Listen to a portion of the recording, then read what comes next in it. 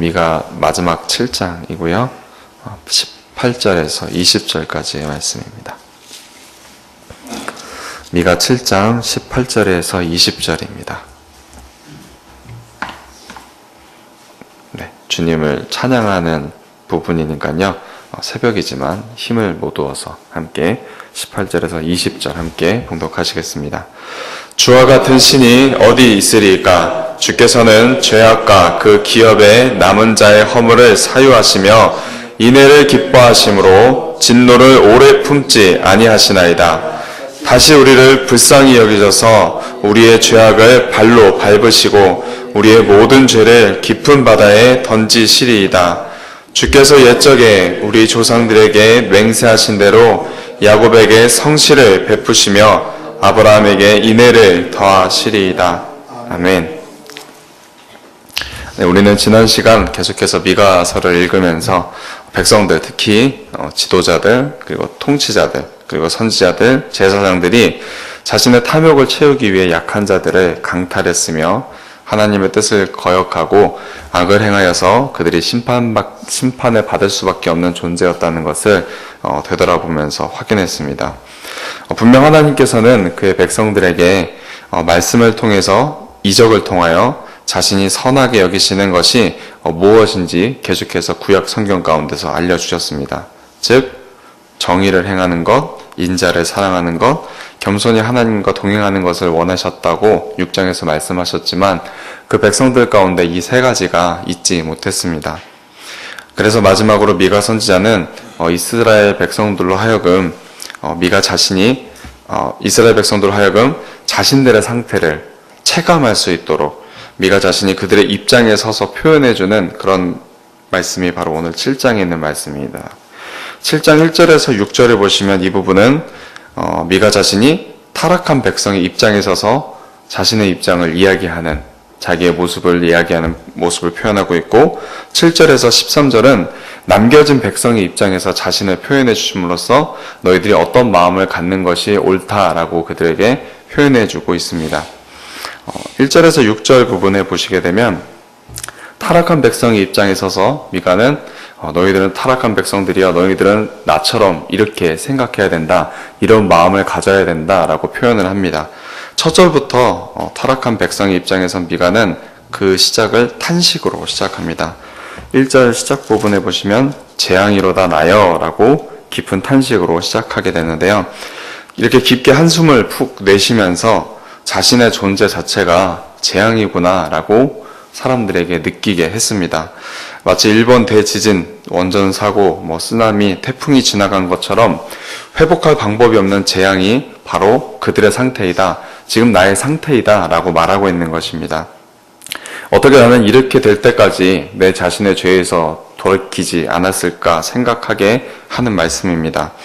그것을 비유하기로 미가는 여름 과일을 딴 후, 그리고 포도를 거둔 후와 같다고 이야기합니다.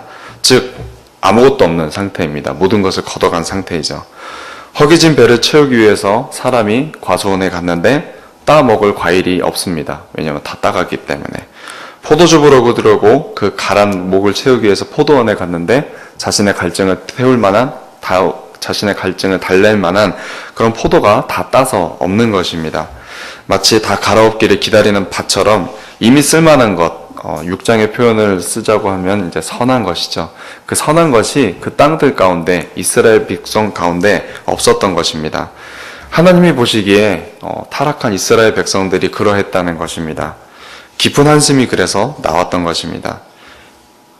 2절부터 설명을 보시게 되면 왜 하나님께서 이스라엘 백성을 여름 과일을 딴 후 아무것도 없는, 포도를 거둔 후 아무것도 없는 그런 포도원 같다고 말씀하셨는지를 설명해 놓고 있습니다. 이스라엘 가운데는 경건한 자가 없었고 정직한 자도 없었고 무리 모두가 누군가를 죽이기 위해서 숨어 기다리는 자라고 2절에서 표현하고 있고, 두 손으로 부지런히 악을 행하는 자들 뿐이고 백성들의 사회적, 영적 대표라고 하는 사람들은 오직 뇌물을 구하면서 판단을 굳게 하는 자들이었고, 권세자들은 자기 욕심에, 자기의 마음의 욕심을 말하면서 약한 자들의 것을 빼앗았던 자들, 또한 서로의 욕심을 위해서 힘센 자들이 서로 결탁해서 약한 자들을 괴롭히는 그런 모습을 보이고 있습니다.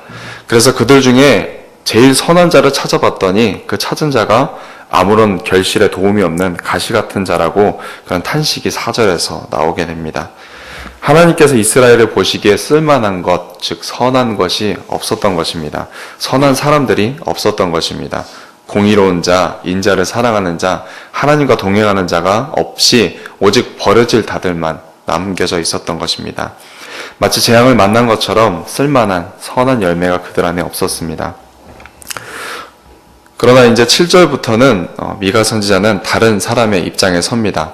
하나님의 심판을 받고 난 후 남겨진 자들의 입장에 서서 미가는 남겨진 너희들은 이런 마음을 품어야 된다라고 설명을 하고 있습니다. 선한 자들이 다 사라진 이스라엘 중에 하나님께서는 남겨진 자들을 두셨습니다.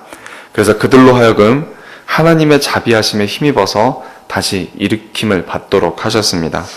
7절에서 오직 나는 여호와를 우러러보며 라고 나를 설명할 때 이 나가 남겨진 이스라엘 중에 자신을 표현하는 것인데, 여호와를 우러러보고 구원하시는 하나님을 바라본다고 하니까 우리가 그냥 쉽게 읽기로는 그가 의로운 자로서 그냥 악한 자들과 함께, 그러니까 하나님을 바라보는 의로운 자로서 악한 자들과 그냥 함께 망한 자라고 생각할 수도 있지만, 9절을 보시게 되면 죄를 범하지 않아서 그가 남겨진 자가 아니라 초대에 보면 내가 여호와께 범죄하였으니 라고 기록되어 있습니다. 즉 그들 또한 하나님께 범죄하여 여호와의 진노를 당함으로 심판을 받았던 대상이라는 뜻입니다. 그러나 그들이 진노만 당한 사람들이 아니라 진노만 당해서 멸망당하여도 마땅한 자들이지만, 하나님께서 나를 위해서, 즉 그 남겨진 자의 편에 선 미가 선지자를 말하는 것입니다. 나를 위해서 하나님께서 어떤 행동을 취하였다고 설명하고 있습니다. 그의 진노를 당하려니와, 즉 진노만 받는 것이 당연한데, 여기서 9절에 보시면 마침내라는 표현을 거기에 추가하고 있습니다. 즉 무엇이냐면 그가 진노만 받는 것이 마땅한 자이지만, 20절에 보시면 옛날에 우리 조상들에게 맹세하신 대로라고 설명을 하고 있듯이 옛적에 우리 조상들에게 맹세하신 것을 기억하셔서, 이것은 솔직히 구약 모든 부분에 나오는 표현입니다. 그 언약을 기억하셔서 나를 위해서 좀 더 자세히 표현하자면 나의 구원을 위해서 나는 아무런 선한 것도 행한 것이 없는데 하나님께서 예전에 하셨던 그 약속 때문에 진노만 하신 것이 아니라 9절 가운데 보시면 하나님께서 논쟁하시고 또한 심판하시고 인도하셨다라는 표현을 쓰고 있습니다.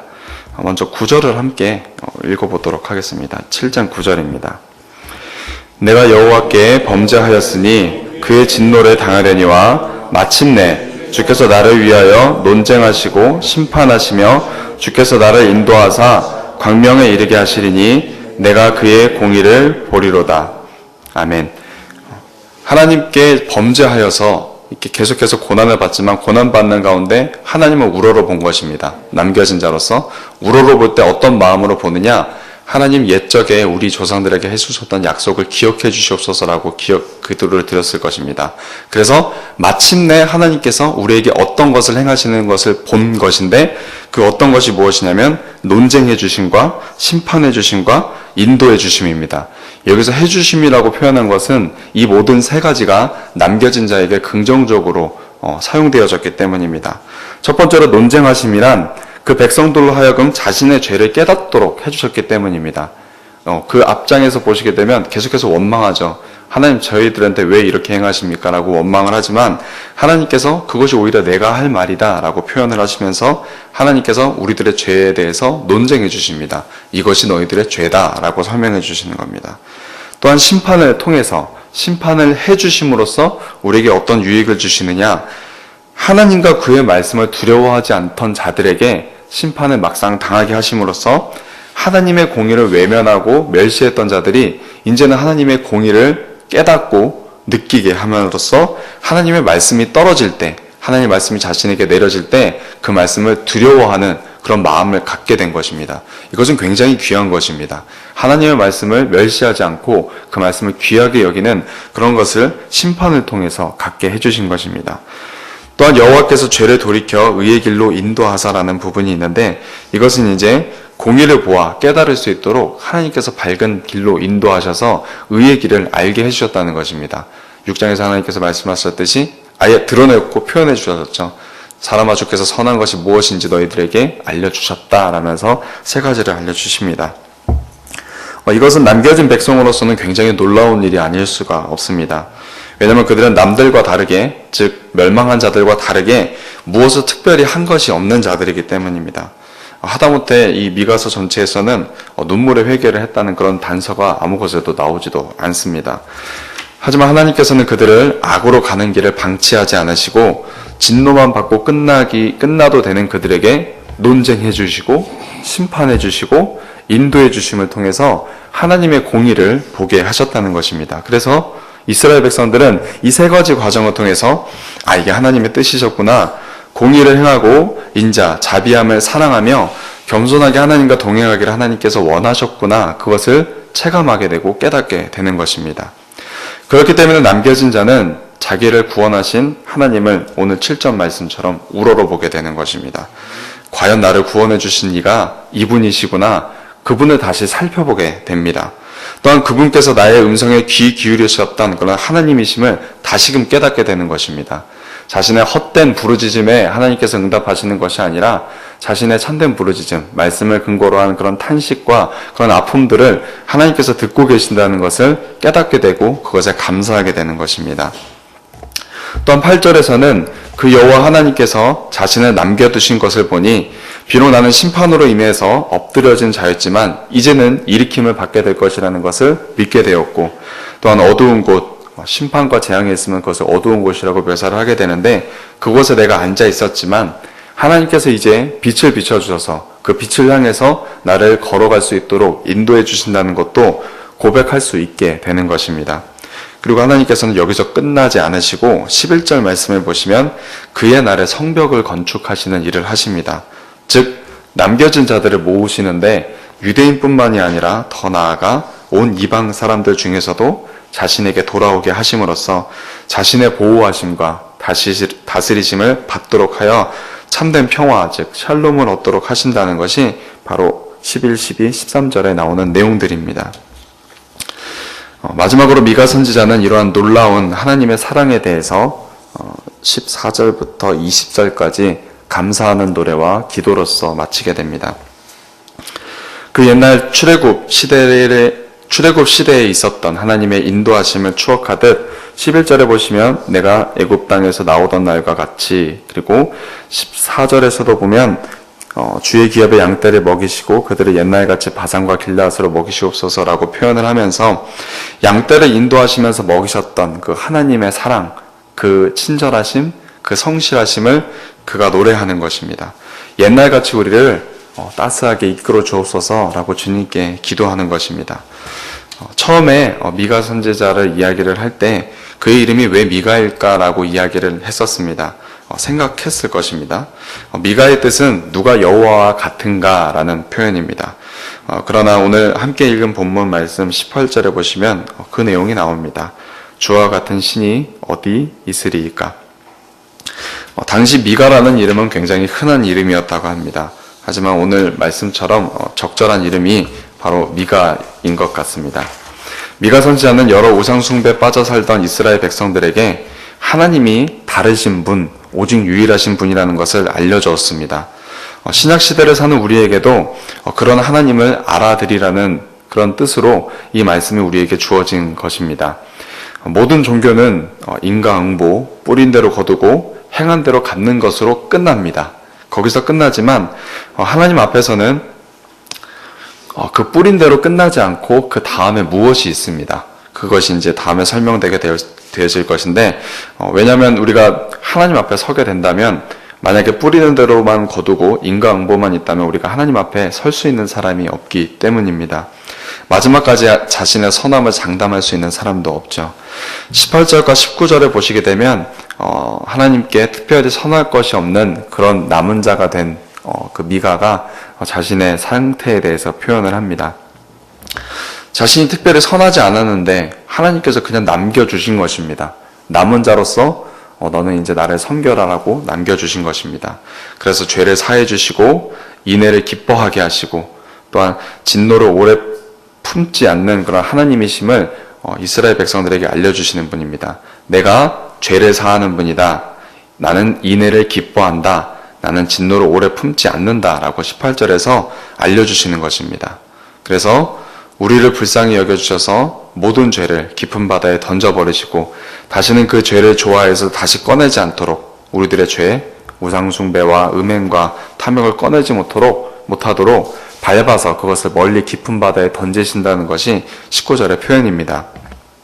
그러면서 마지막 20절에 말하기는 야곱, 즉 이스라엘 백성들의 잦은 배반에도 하나님께서는 사랑 베풀시기를 멈추지 않으셨거든요. 그래서 야곱의 삶에서 빼먹거나 잊어버리지 않으셔서 항상 성실하게 사랑으로 자신이 답해 주었다고, 너희들을 대하였다고 설명하고 계시고, 아브라함이라고 표현하는 말로써 아브라함이 이제 믿음의 조상으로서 그 믿는 그 과정에 있잖아요. 그래서 그의 잦은 불신에도 믿음 없으면 하나님께서 오히려 불쌍히 여기셔서 너 왜 믿음이 없어? 라고 그를 꾸짖는 것이 아니라 믿음 없음을 불쌍히 여기시면서 그에게 믿음을 계속해서 더해 주셨던 그 하나님을 바라보게 하심으로써 그 사랑을 우리로 하여금 바라보게 하셨습니다. 아무 나을 것이 없는 우리들입니다. 그들이 남겨진 자라고 해서 특별히 그 멸망당한 자와 구별될 것이 없습니다. 하지만 그런 자들이지만 하나님께서 남겨주신 자로 우리를 두셨습니다. 그렇기 때문에 우리가 할 수 있는 것은 하나님의 자녀들을 향해서 인자함으로써 우리를 기뻐해 주시고 또한 진노를 오래 품지 않고 우리를 용서해 주시는 그 하나님께 감사하고 감사로서 노래하고 하나님의 말씀에 순종하면서 따르는 것이 우리가 바로 해야 될 바입니다. 말씀을 마치려고 합니다. 우리는 나 자신과 타인에 대해서 공의를 감추지 않는 자가 되어야 됩니다. 그랬다고 해서 타인을 정죄하라는 것이 아니라 공의를 드러나는 자가 되어야 한다는 것입니다. 무엇이 공의인지 우리들의 삶으로서 우리들의 입술로서 사람들에게 알려줘야 된다는 것입니다. 왜 부모를 공경하지 않는가? 왜 말로써 너희들은 살인을 하는가? 그렇게 혼나고 벌을 받고 매를 맞고 불이익도 당하고 심할 때에는 잠시 집에서 쫓겨날 정도로 우리들은 하나님 앞에 심판을 받기도 합니다. 제가 아직 부모가 되어보지는 못했지만 부모가 그 자녀를 혼낼 때 어떤 공의를 알려주기 위해서 바름을 알려주기 위해서 자녀를 혼내기도 하고 벌을 주기도 하고 매를 때리기도 하고 그 자녀에게 불이익을 주기도 합니다. 그리고 심할 때에는 잠시 집 밖에 나가서 반성하도록 하는 그런 부모도 있다고 합니다. 그러나 그 부모가 꾸중한 자녀를 다시 집에 들이듯이 또한 부모가 자녀에게 진정 원하는 것이 진노가 아니라 사랑이고 인자한 마음이듯이 다시는 죄를 짓지 않도록 탐욕과 욕심에 빠져서 자기 고집만 부리는 그런 이스라엘 백성들에게 하나님께서 선하게 여기시는 것이 무엇인지 알려주시기 위해서 자신이 사랑하는 그런 공의, 인자 또한 하나님의 동행하심을 그 백성들이, 그 자녀들이 잊지 않도록 하기 위해서 또한 그들이 마음속에 고집 부리고 있는 그런 죄악들을 밟아버리시고 그것을 멀리 던져버리기 위해서 우리로 하여금 하나님께서는 그 심판을 받게 하시고 아까 말했던 논쟁도 받게 하시고 하나님의 인도하심을 받게 하신다는 것을 오늘 말씀을 통해서 우리가 깨닫길 원합니다.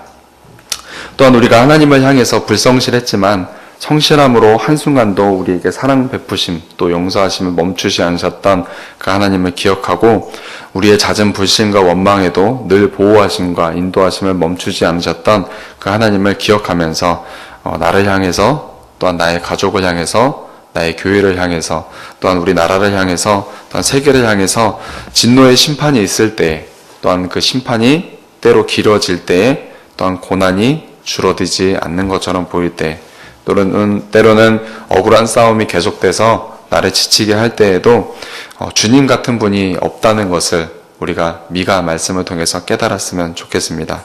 그래서 그분이 인애를 기뻐하시는 분이시고 진노를 오래 품지 않으신 분임을 깨달아서 우리가 인식하지 못할 뿐이지 하나님께서는 여러 가지 방법으로 그분의 성실하심과 그분의 인자하심을 베풀고 계시다는 그 사실을 우리가 깨달아서 고난받을 때에도 낙심하지 아니하고 고난받는 자와 함께 울어주면서 우리들의 고난을 주님 앞에서 감당할 수 있는 자녀 되기를 원합니다.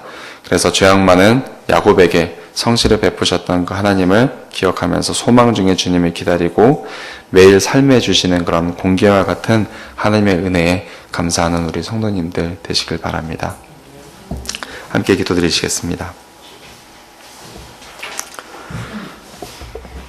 하나님 아버지, 오늘 아침에도 하나님의 말씀에 귀 기울일 수 있도록 하시고 주님의 교훈에 따라 살 수 있도록 하시니 감사드립니다. 하나님께서는 공의로운 분이십니다. 나와 타인의 죄에 대해서 지나치게 관대하지 않으시고 하나님의 공의가 우리의 삶에 드러날 수 있도록 하시는 분이십니다. 또한 하나님께서는 자비로우신 분이십니다. 믿음이 연약하고 비록 악한 우리들이지만 우리를 용납하여 주시며 사랑과 인자하심을 성실히 우리에게 베푸신 분이십니다. 그렇기 때문에 저희도 나와 타인에 대해서 성실과 사랑을 베푸는 자가 되게 하여 주시옵소서. 선을 사랑하고 악을 미워하는 자가 되기를 원합니다. 나와 내 가정, 더 나아가서 교회와 세상 안에서 하나님의 자비를 드러나는 자가 될 수 있도록 하여 주시고 선물로 주신 날들을 주님의 뜻을 따라 살 수 있도록 하여 주시옵소서. 아직 저희들이 많이 연약해서 저희가 주님께 구해야 할 것들이 많이 있습니다. 주님 큰 은혜를 더하여 주시고 오늘 저희가 주님께 간구하고 싶은 기도 제목들이 많이 있사오니 저희들의 기도에 주님 응답하여 주시옵소서. 우리를 그 아들에게 심으신 아버지를 신뢰합니다. 감사드립니다. 예수님 이름으로 기도드렸습니다. 아멘. 하늘에 계신